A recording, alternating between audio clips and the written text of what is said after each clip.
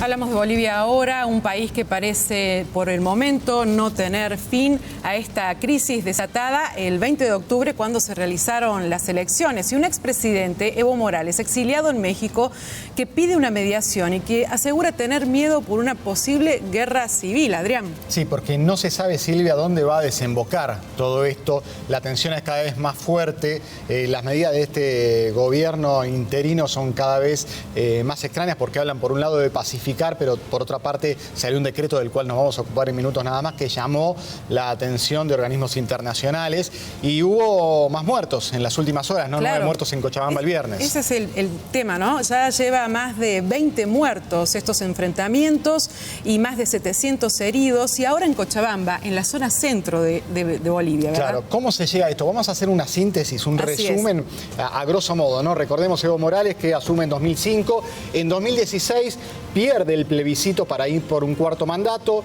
en 2017 fuerza un fallo de la Corte Suprema que avala finalmente la reelección, y ya en los últimos días, en las últimas semanas, el 20 de octubre, Evo Morales gana las elecciones por más de 10 puntos.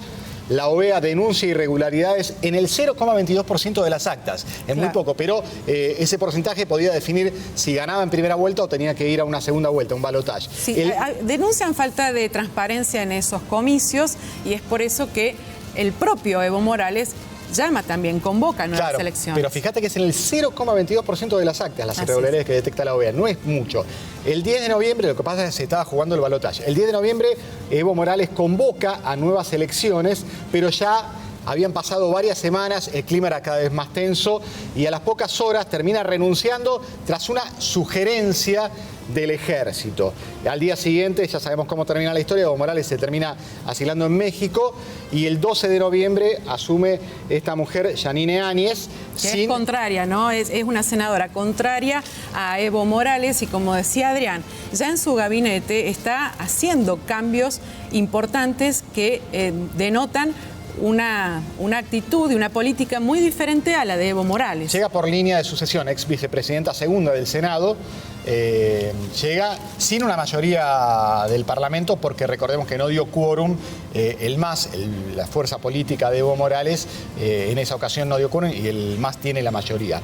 Vamos a repasar lo que ocurrió el viernes, que fue uno de los días más críticos de la última semana. Más calientes, porque ¿no? Hubo 9 víctimas fatales, 9 personas perdieron la vida en estos enfrentamientos que se producían, como vos decías, cerca de Cochabamba, en la zona del Chapare, en Sacaba, que es la capital de la provincia del Chapare, un bastión de Evo Morales.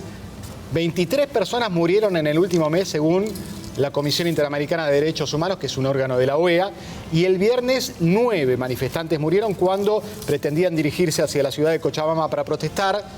Superaron el cordón policial y comenzaron los incidentes que terminaron con 9 muertes. Mientras velaban a los muertos, el flamante ministro de Gobierno aseguró que los disparos procedían de los propios manifestantes. Es el mismo ministro de Gobierno que había hablado de cacería días antes al asumir en su cargo. Había dicho que empiecen a correr, le había sugerido a su antecesor en el cargo. Y al otro día de estos hechos luctuosos, el gobierno interino, el gobierno de Yanine Áñez, lanza un decreto que exime de responsabilidad penal a los militares que actúen en legítima defensa o estado de necesidad en observancia a los principios de legalidad, absoluta necesidad y proporcionalidad. Eso es lo que dice el decreto. Pero ¿cómo cayó este decreto? No digamos en los opositores, no digamos en los partidarios de Evo Morales. La Comisión Interamericana de Derechos Humanos, un órgano de la OEA, dijo que este decreto es grave porque desconoce los derechos internacionales y estimula la represión violenta. Michelle Bachelet, vamos a leer a la titular. A la ONU. Claro, titular de la Comisión de Derechos Humanos de la ONU, de la Organización de las Naciones Unidas, dijo: los excesos de las fuerzas pueden poner en peligro cualquier camino de diálogo posible, en referencia precisamente a este decreto, que es como jugar con fuego, ¿no? Con nafta, lo que dice Bachelet en otras palabras. Y El País, un diario reconocido español, alarma en Bolivia por la impunidad para los militares que repriman las protestas. Así se refleja en organizaciones como la OEA o Naciones Unidas, o bien en medios como El País, que no son precisamente de izquierda, ¿no? Y a todo esto, Evo Morales, que sigue dando entrevistas desde México a medios internacionales, manifestaba en una de las entrevistas que tiene miedo por una probable guerra civil en Bolivia. Tengo mucho miedo. En nuestra gestión hemos unido campo-ciudad, oriente-occidente, profesionales no profesionales. Vienen grupos violentos, quiero que sepan, pandilleros, drogadictos pagados. Bueno, esto lo dijo ayer. Ahora, hace una hora nada más, acaba de tuitear que se está propiciando un estado de sitio, que este gobierno interino está propiciando un estado de sitio. Y hay mucha preocupación en La Paz porque empieza a verse desabastecimiento. Ya la política empieza a impactar en la economía cotidiana. En La Paz...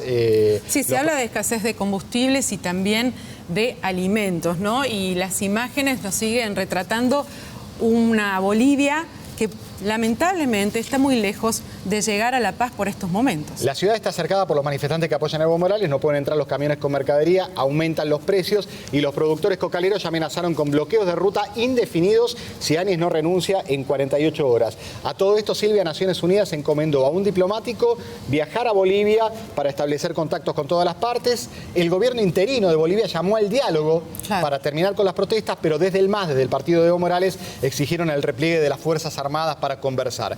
Y no hay... Evo Morales, Adrián, también está pidiendo una mediación, lo pidió con Mujica, con Rodríguez Zapatero, con la Unión Europea, pero de todos esos datos, de todos esos pedidos, ¿hay algo que se haya concretado hasta el momento? Por ahora no.